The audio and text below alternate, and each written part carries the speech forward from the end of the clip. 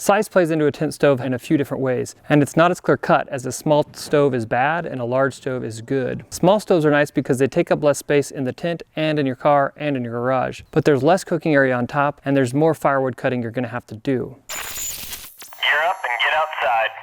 So here you can see 18.5 inches to that lip, so you're about a bigger 18 inches long inside compared to 14.5 to there. So basically you've got essentially 14 effective inches of length inside the small stove. A large stove, on the other hand, can take a standard 16-inch piece of firewood, plus or minus. So you don't have to be as fastidious about when you cut it, especially if you're buying firewood that's cut at that standard 16-inch length in the US, then you're not going to have to mess with it anymore. You can just put it right in there or split it and then use it. The larger stove also gives you a much more cooking area on top. However, it is heavy and bulky, so it's a pain to move around, both in the vehicle and in the tent and everywhere else. Now, it's important to consider tent size when you're looking at a stove. So if you're looking at a more expensive, larger stove versus a cheaper, smaller stove, or maybe an expensive, smaller stove, small stoves can still work quite well even in medium or larger size tents. I'd say this one could work pretty well in tents up to as big as a 6-man tent if it's a teepee style, maybe a little bit smaller if it's a dome tent or a typical cabin tent. Large stoves can be used in small tents, but I definitely wouldn't want to use this in a 1 or a 2-man tent. Even if I put this in a 4-man teepee tent, it's kind of overkill and it's going to be in the way. It can be cumbersome to move around inside of a tent, let alone finding a good way to position them in there. Tent shape also plays into this. Many hot tents are teepee tents because the nature of how a teepee works, hot air rises, right? So there's less volume up in the top of a teepee tent than in a big cabin tent. So when that hot air rises in a teepee tent, it more quickly starts to circulate or move downward and warm the people and things inside. Whereas in a big cabin tent or a dome tent or like a spring bar Kodiak tent that I use, those have these higher roofs that are more barrel shaped. So a lot of that hot air just kind of hangs out up top, which means you often have to keep fueling the fire if you want to stay warm when you're laying on the ground. That's when a large stove is nice if you're in a cabin tent or a wall tent. Whereas with a teepee tent, you can get away with a smaller stove even in a large space. I will say that small teepee tents will probably feel hot inside with any stove, no matter the size of the tent or the stove. So don't fret about it too much if you're just looking at solo camping. Something like this will work just fine. How many people in the tent may or may not really matter. A 6-man tent can be very comfortable, however, for 3 people or 2 people or 4 people even. When I go camping with my family, we often sleep in a 10-foot by 14-foot 8-person tent. There's 5 of us and a dog, and we all get along just fine in there, have plenty of room to move around. There's room for the stove with everybody not being too close to it, and it works out great for us. But in that tent, we are very toasty with this large stove, but those smaller stoves are just a little bit more work to keep a fire going when you're inside the tent. One other sort of obvious difference between these two stoves is that this one has more glass. Glass helps with a few things in a tent stove. Number one, it just makes it easy to see what's going on inside. Do I need to add more wood to the fire? Is it dying down? Do I need to change the dampers? Do I need to let more airflow in? Do I need to adjust up here? So that's the real reason that we have glass. Having more glass gives you some additional advantages, and one of those is radiant heat. Basically, the way it works is that glass heats up and it retains that heat better, and then that heat radiates off of that glass onto you. That's why the side with glass on a stove can feel warmer than the side with metal. Also, glass allows infrared waves to pass through it, where you feel that heat coming off of it. Infrared waves will not pass through metal. The metal will certainly heat up faster, and it will pass heat through it faster, but it will also cool faster. So you might get more hot spots, or when everything cools, the glass will probably be the last thing that's still hot to the touch. Now these are stainless steel stoves, and stainless steel will hold heat better than, say, a titanium stove, but stainless steel does not hold heat quite as well as a cast iron stove. So if you have cast iron, it's going to be heavier, there's going to be more mass to it, but it also retains heat better even after the fire's died, right? You've probably experienced that, where it's going to stay hot for longer. The truth is, I haven't really measured any of this to quantify it or be able to say with any kind of detail, but this is just speaking from experience. And I would also say that having glass in your stove or having more glass on a stove may benefit those of you with larger tents. So if you're in a big wall tent or something like that, more glass on the stove could benefit the people inside, just making it feel warmer, because it might radiate heat better throughout. The other nice thing about the extra glass is it just adds a lot more light to the tent. So it's a nice ambiance, it looks nice, it feels nice, it's just really fun.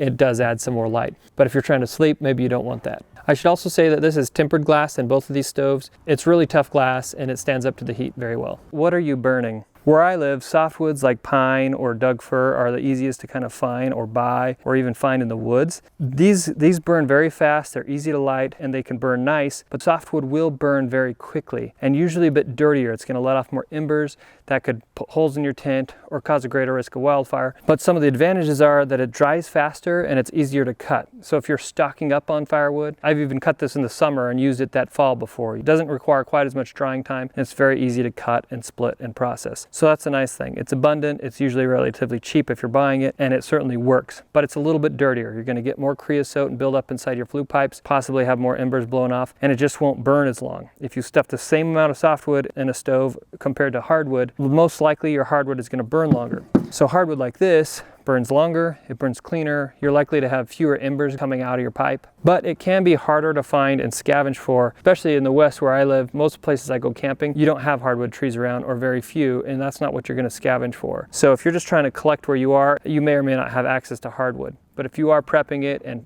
taking it to the woods, and you can bring some hardwood with you, it will last longer. Hardwood is a bit harder to process though. It's harder to cut and split, and it takes longer to dry out. So sometimes you have to wait a year or two before it's really usable and will burn clean. And if you put wet hardwood in there, it can either snuff out the fire or it'll burn just as dirty or dirtier than softwood would. Now this is an interesting little product too. I just happened upon one day at the farm store, and it's like compressed sawdust. It burns a very long time and very clean, and I really like it. Now it's something you have to purchase, and so I wouldn't go out of my way, but if you're passing through and you have some, it was nice to have in the tent, especially on a cold winter night where I could just load up the stove once before I go to bed, and then this burned for almost 6 hours one night in this stove where I had a couple of these and some additional pieces of hardwood in there. The nice thing about these too is they would fit even in these smaller stoves. Overall, between these two stoves, the biggest difference I've seen or I've experienced is that I spend less time preparing and processing wood with the large stove than I do with the small one. Sometimes if I know I'm going to go on a trip with this, I will pre-cut a bunch of wood before I throw it in the back of the truck. That way I don't have to mess with it when I'm camping, and I can just kind of relax and enjoy my time out. Overall, this smaller stove, it can burn very efficiently and very nice, but it will run out faster than this one. A larger stove will actually burn wood faster, so you'll burn through more fuel, more wood than I would with this one, but in one go, one load, it will last longer. A lot of people don't like to have a tent stove burning at all when they sleep at night, and that's probably a good idea. I would recommend, even if you're going to burn your stove at night, that when you go camping,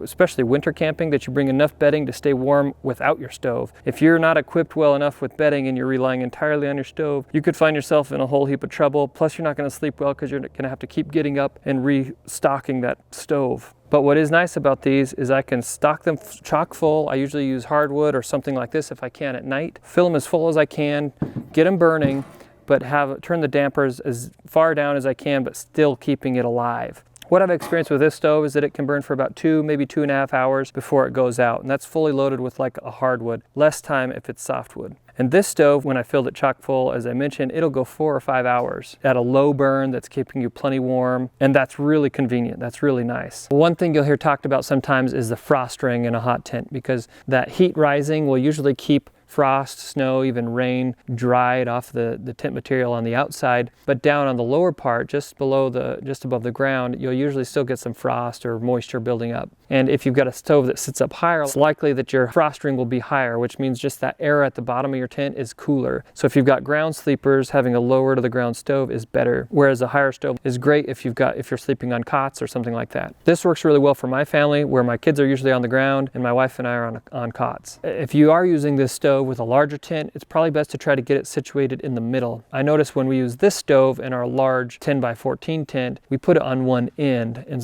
whoever's sleeping on the opposite end will get a little cooler, a little faster than those that are sleeping in the middle of the tent. That's kind of obvious, but just kind of think about that depending on your situation. If you got a really big tent, having one of these small stoves and putting it in a corner or on an edge probably isn't going to provide near as much heat as if you can put it in the middle, or just use a bigger stove that will put off more heat. On that note, as I was learning about tent stoves, because this is relatively new to me too, only in the last couple of years, and another guy on YouTube I found to be really helpful was Lone Wolf 902. Go check that guy out on YouTube. I'll put a link to one of his videos below that I found particularly useful. I don't know him, I've never had any contact with him, but shout out to Lone Wolf 902 for his helpful information. And I encourage you to gear up and get outside.